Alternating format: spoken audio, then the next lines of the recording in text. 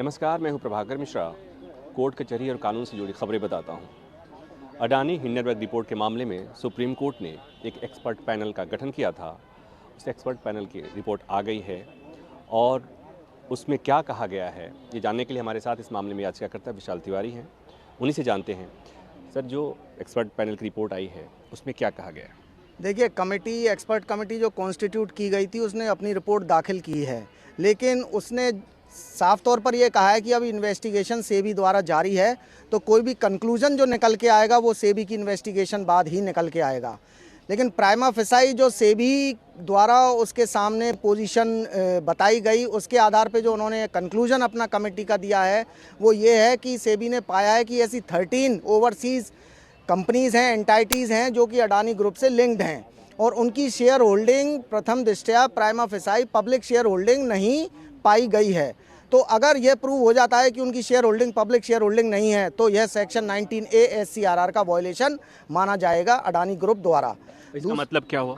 इसका मतलब ये है कि प्राइमा फेसाई सस्पिशन रेज किया गया है और सस्पिशन रेज किया गया है तो मतलब कुछ मटेरियल सेबी के पास उपलब्ध है, लेकिन अभी फर्दर इन्वेस्टिगेशन जारी है। और जैसा कि उसने टाइम एक्सटेंशन भी मांगा था, तो प्राइमा फेसाई के रूप में जब कुछ प्राइमा फेसाई सस्पिशन प्रूव हो जाता है तो फिर जो बर्डन होता है शिफ्ट वो होता है अक्यूज की तरफ, यानी जो अपोजिट पार्टी है। तो प्राइमा फेसाई हम कह सकते हैं कि कुछ इसमें गड़बड़ियां पाई गई हैं, हालांकि ये अभी तक प्रूव नहीं हो पाया है। कमेटी ने यह भी साफ साफ कहा है। और भी कुछ बातें कही? और जो मेन बातें हैं, जैसा कि आगे क्या मेजर्स लिए जाने चाहिए जिससे कि हम ये जो रेगुलेटरी मैकेनिज्म है या शेयर मार्केट है उसको स्ट्रेंथन किया जाए, तो उसके लिए कुछ उन्होंने मुख्य बिंदु बताए हैं कि एक तो सर्वेलेंस जो है वो प्रॉपर तरीके से होनी चाहिए, सारी मार्केटिंग की कोई मैनिपुलेशंस हैं या क्या है वो एग्जैक्ट सामने आना चाहिए निकल के। दूसरा ये कहा है कि स्ट्रक्चरल रिफॉर्म्स जो रेगुलेटरी मैकेनिज्म है उसमें भी कुछ स्ट्रक्चरल रिफॉर्म्स की ज़रूरत है। और थर्ड जो सबसे इम्पोर्टेंट है वो है टाइमलाइंस, यानी कि एक प्रॉपर टाइमलाइन फ्रेम होनी चाहिए। अगर कोई इन्वेस्टिगेशन की जा रही है, कोई इंक्वायरी की जा रही है, कोई भी एक्शन लिया जा रहा है, कोई एविडेंस कलेक्ट की जा रही है, तो उसके लिए एक प्रॉपर टाइमलाइन फ्रेम होनी चाहिए, क्योंकि इंक्वायरीज चलती हैं आगे चल के डोरमेंट पोजीशन में चली जाती हैं। इस तरह का रवैया नहीं होना चाहिए।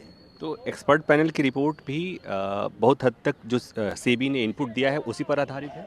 बिल्कुल। एक्सपर्ट कमेटी जो है उसने कहा है कि सेबी के द्वारा जो हमको डाटा उपलब्ध कराए गए हैं उनके आधार पे जो कंक्लूजन निकला है वो अभी हम सिर्फ ये दे रहे हैं, और बाकी का जो कंक्लूसिव है जो इन्वेस्टिगेशन सेबी द्वारा की जा रही है उसके बाद ही कुछ फाइनलिटी अटेन करेगी कोई भी इंक्वायरी। तो हम ये मान के चलें कि सेबी जो जांच कर रही है, मोटा मोटी जो बातें इसमें एक्सपर्ट पैनल की रिपोर्ट में कही गई हैं उसी जांच का दायरा और जांच का जो दिशा है उसी दिशा में जा रही है? बिल्कुल। देखिए, सेबी जो है जांच का दायरा उसका काफ़ी ब्रॉड है, वो हर एक एंगल से लेकर हर एक एविडेंस को, और जैसा कि एप्लीकेशन में एक्सटेंशन फॉर टाइम की कहा गया कि हम बाहर से भी एविडेंस, कुछ अकाउंट्स, कुछ डाटा और जो कंपनीज़ की डिफरेंट रिकॉर्ड्स हैं उनको कलेक्ट करना है। तो वो एक डिटेल्ड इन्वेस्टिगेशन हो रही है। प्राइमा फेसाई कुछ पाया गया है, उस प्राइमा फेसाई चीज़ को प्रूव करने के लिए डिटेल इन्वेस्टिगेशन की ज़रूरत है और तभी एक फाइनल कंक्लूजन निकल के आएगा। आम आदमी ये जानना चाहेगा कि कुछ निकलेगा कि मामला यूं ही टाएं फिस? देखिए, टाएं फिस है, ये तो एक आम शब्द है और ज़्यादातर हमारे देश में टाएं फिस की बात ही कही जाती है, लेकिन हम इसको नहीं कहेंगे।